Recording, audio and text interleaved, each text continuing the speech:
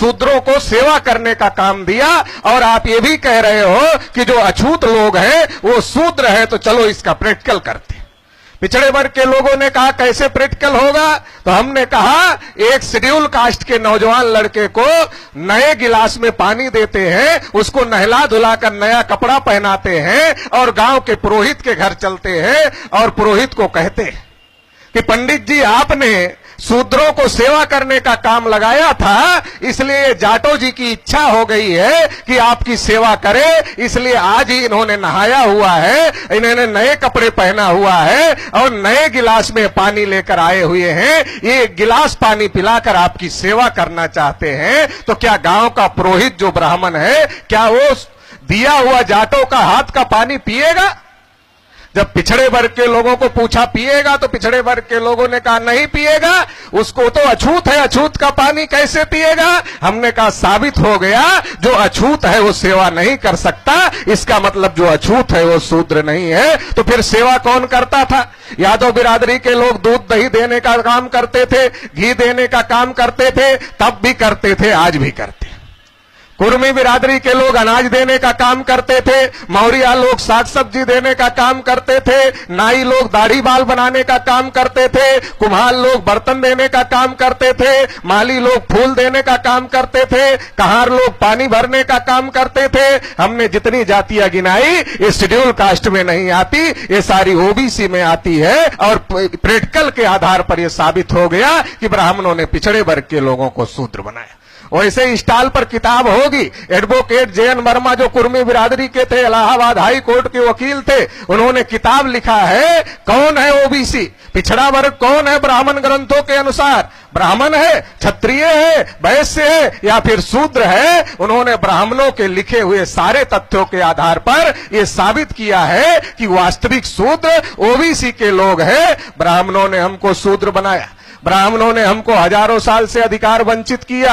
जिन ब्राह्मणों ने हमें शूद्र बनाया, जिन ब्राह्मणों ने हमें हजारों साल से अधिकार वंचित किया, आपने एकलव्य की कहानी सुनी होगी। एकलव्य गुरु द्रोणाचार्य के पास जाते हैं और गुरु द्रोणाचार्य को कहते हैं गुरुजी हमें भी धनुर्विद्या सीखना है। तो द्रोणाचार्य उनका कुल पूछते हैं, गोत्र पूछते हैं। जैसे पता चलता है ये पिछड़े वर्ग का है, द्रोणाचार्य उन्हें विद्या देने से मना कर देते हैं।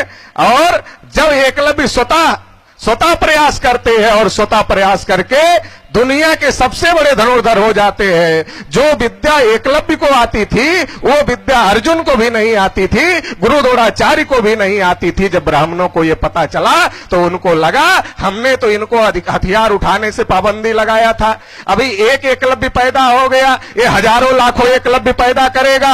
और अगर हजारों लाखों एकलव्य पैदा हो गए तो इस समाज को जो हमने गुलाम बनाकर रखा है ये समाज आजाद हो जाएगा।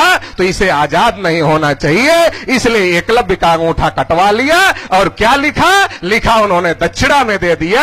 जो आदमी दुनिया का सबसे बड़ा धनुर्धर था वो इतना बड़ा मूर्ख नहीं हो सकता था कि अपना अंगूठा दक्षिणा में दे देता, उसका ब्राह्मणों ने जबरदस्ती कटवा लिया होगा।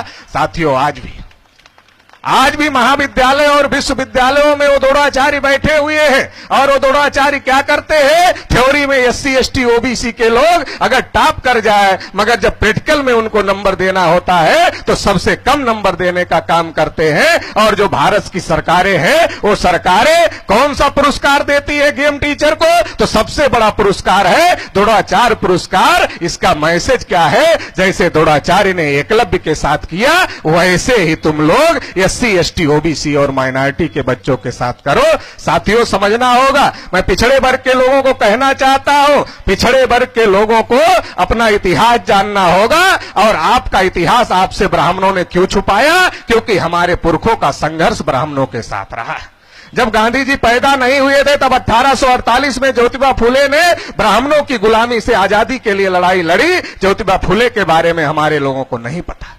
माता सावित्रीबाई फूले के बारे में हमारे लोगों को नहीं पता है। छत्रपति साहू महाराज और बाबा साहब अंबेडकर मिलजुल कर लड़ाई लड़ने का काम कर रहे थे कि इस देश में एससी, एसटी, ओबीसी और माइनॉरिटी को हक अधिकार मिलना चाहिए। इसके लिए मिलजुल कर लड़ाई लड़ रहे थे और इसलिए छत्रपति साहू महाराज ने बाबा साहब अंबेडकर को पढ़ने में मदद किया। कुछ लोग ऐसा सोचते हैं कि साहू महाराज ने मदद किया तो क्यों किया?